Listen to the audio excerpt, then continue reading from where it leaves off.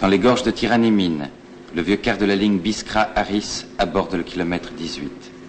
Il est 7 heures du matin.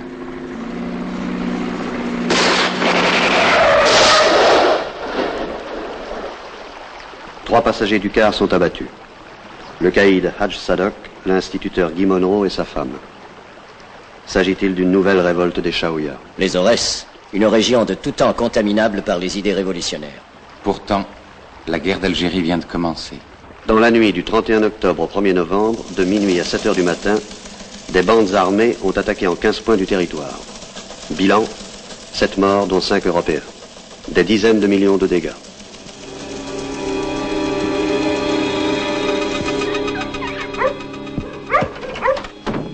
Il ne s'agit plus d'attentats localisés, mais d'une action soigneusement montée et surtout coordonnée de l'est à l'ouest du pays. À Alger, des bombes artisanales ont explosé à la même heure. Dans l'Algérois, attaques de casernes, incendies de fermes et de récoltes se sont déroulés avec un synchronisme inquiétant. Tout comme en Kabylie, dans les Aurès et dans le Constantinois. On est loin des révoltes locales qui ont jusque-là jalonné l'histoire de l'Algérie coloniale. Il doit y avoir une tête, il doit y avoir un chef. Mais qui et où? Pour les autorités comme pour les Européens d'Algérie, une seule attitude. La répression. Le Conseil général d'Alger l'exige. L'ordre doit être fermement et rapidement restauré. Les coupables, exemplairement châtiés. François Mauriac prophétise. L'horreur de ce qui va se déchaîner doit être tout de suite adoucie par une offensive contre le chômage, l'ignorance, la misère. Il faut des réformes de structure. Et coûte que coûte, il faut empêcher la police de torturer.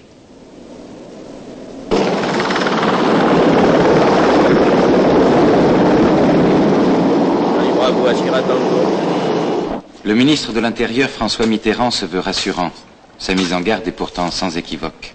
Il semble bien qu'à travers toute l'Algérie, et spécifiquement dans ces lieux, en direction de Biskra, de Genchla et de Batna, on ait voulu lever le peuple contre celui qu'on appelait l'étranger ou l'occupant, le français.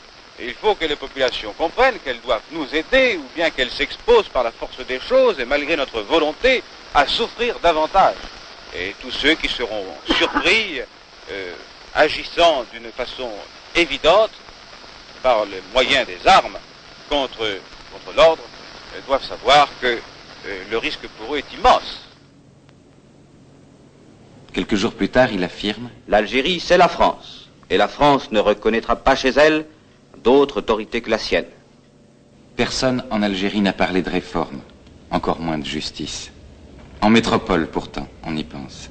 Le président du Conseil est Pierre Mendès France. Il est de gauche, il est libéral, il est juif.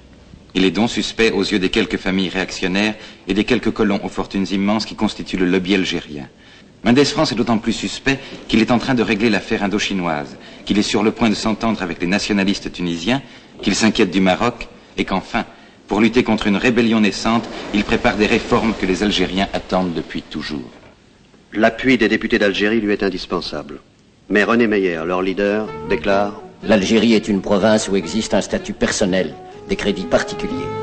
Elle n'est pas inéluctablement régie par les mêmes règles que la métropole. Nous n'accepterons jamais l'assimilation. »